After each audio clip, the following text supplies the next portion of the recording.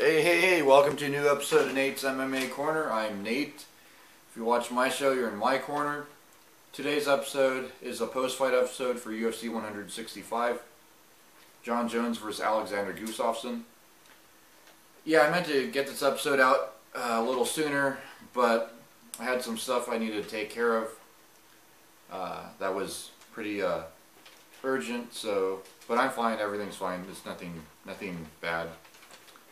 And so yeah, let's get to the episode. Let's do a rundown of the main card post-fight show. So in the main event we had Alexander the Mauler Gustafsson versus Jon Bones Jones.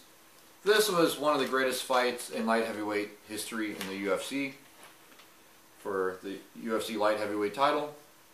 And it went to the judges' scorecards. I felt like Gustafsson did enough to win the match, but the judges thought otherwise. The judges had it 48-47, 48-47, and 49-46. I think that was pretty accurate, except just the other way. You know, just they had 3 rounds. 2 of the judges had 3 rounds for Jones, 2 rounds for Gustafsson. Third judge had 4 rounds for Jones, 1 for Gustafsson. And yeah, I would say it's 3 rounds for Gustafsson, 2 for Jones. But yeah, it was a close fight. Definitely would like to see a rematch. There's only 1 takedown apiece between the two. And the strikes were neck and neck for the most part. Jones landed more overall, but then you got to break it down per round, and you also got to factor in aggression, control the pace, etc., etc. So the whole debate could go on and on. I say just have a rematch. Let's see it again. It was a great fight. Proud of Gustafsson, and I think Jones did what he could. Jones said, you know, he was having an off night. I don't buy it. I think Jones brought Jones. He went for 9 takedowns. So he's trying to use his wrestling, which was smart. And Gustafsson, as we found out, which was the thing I didn't want to talk about on my pre-fight show, is that Gustafsson does have wrestling. And Jones was only able to get 1 takedown out of the 9. And Gustafsson actually took down Jones in the mix of this fight too. So they only got 1 takedown apiece. Not a whole lot happened with either takedown. The rest of the fight stayed standing. And it was a great fight. Great fight. Proud of both guys. Yeah, I would really like to see the rematch. I can't stress it enough. Please, Dana White, if you're watching this, rematch. Preferably in Stockholm, Sweden. Oh man, I would love that. So that makes Jones his 6th title defense, outpacing Tito Ortiz for most UFC light heavyweight title defenses. Now that is something I am happy about, is that at least Jones is the guy that got more light heavyweight title defenses than Tito Ortiz. I would rather see, I'm not a big Jones fan, but I'd rather see Jones have that accolade than Tito Ortiz in terms of who has the more title defenses. Yeah, what can you do though? I was hoping Gustafsson would win this. I thought he would win it. I thought he had the decision. But life goes on, as they say. Let's see a rematch. Okay, on to the co-main event for the UFC Interim Bantamweight Championship of the World. We had Renan barao versus Eddie Wineland. And wow, I thought, you know, Barao would probably win by decision here. But man, what a killer knockout. Yeah, that was a spinning back kick plus punches in round 2. Early in round 2 also as well. Eddie Wineland, he probably won the first round. Had it gone to a judge's scorecard. Renan barao, though, is a man.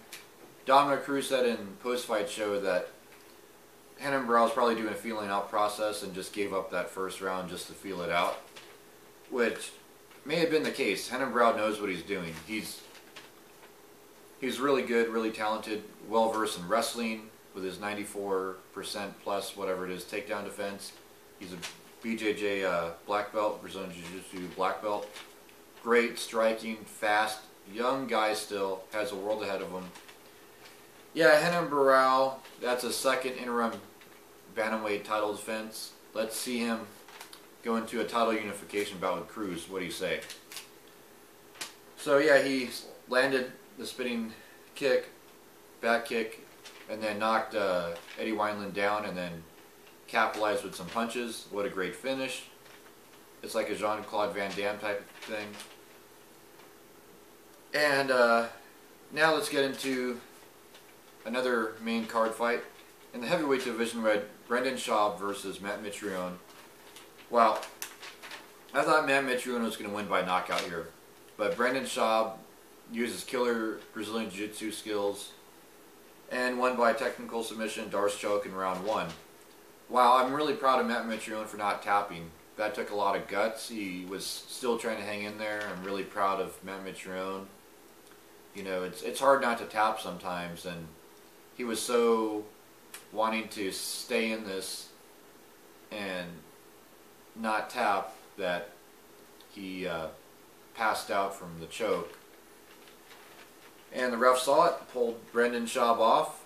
Brendan Schaub is now on a 2-fight win streak. I say there's, you know, give Brendan Schaub a top 20 guy. Definitely in his next match. Not quite a top 10 just yet, but give him like a give him someone in the top, you know, number 20 through 11. He's definitely got back in the loop of things with his 2-fight win streak, because he was slacking it a little bit, on the borderline of getting cut once upon a time, but now he's safer in the UFC. So good job, Brendan Schaub. Met him in Vegas last year, nice guy. Then in the middleweight division, we had Costa philippou versus Francis Carmont. I was convinced Costa philippou was going to win by knockout here. Man, was I shocked. I like Francis Carmont too. Trains at TriStar with George St. Pierre. And it was just a wrestling clinic. Francis Carmont uses wrestling. Got the takedowns left and right. Controlled top position. Was landing some strikes from top position. And that, what I just said, repeated for round 2 and round 3. VN wins by unanimous decision.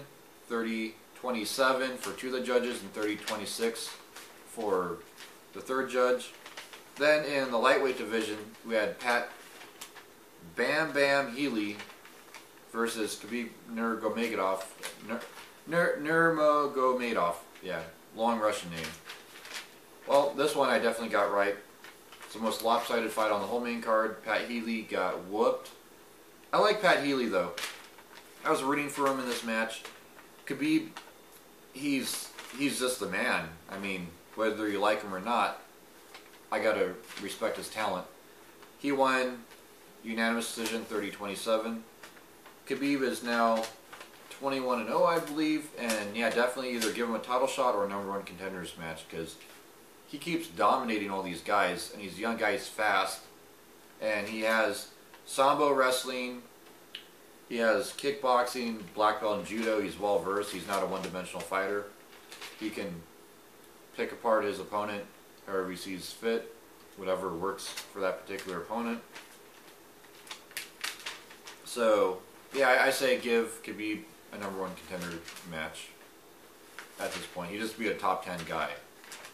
Then honorable mention for the prelims: Mike Ricci, Myles Jury. This is one of my favorite fights on the whole card. Myles Jury, Brock Lesnar's boy from season 13 Ultimate Fighter, Team Lesnar. He was on episode 1, got injured, then came back on season 15 of Ultimate Fighter, was on Team Cruz. And yeah, he won this by a split decision, 29-28. Myles Jury just uses wrestling, and it was good. There were some good reversals throughout this whole fight. Myles Jury landed some good, clean strikes. Mike Ricci, though, put up a good fight.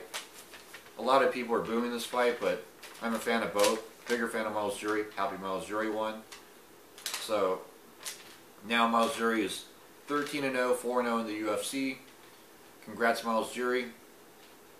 And that wraps up the post-fight show for UFC 165. My next episode will be a pre-fight for Damian Maia, Jake Shields, which hopefully I'll have that episode in a few days, go down the main card of that. And until then, see ya.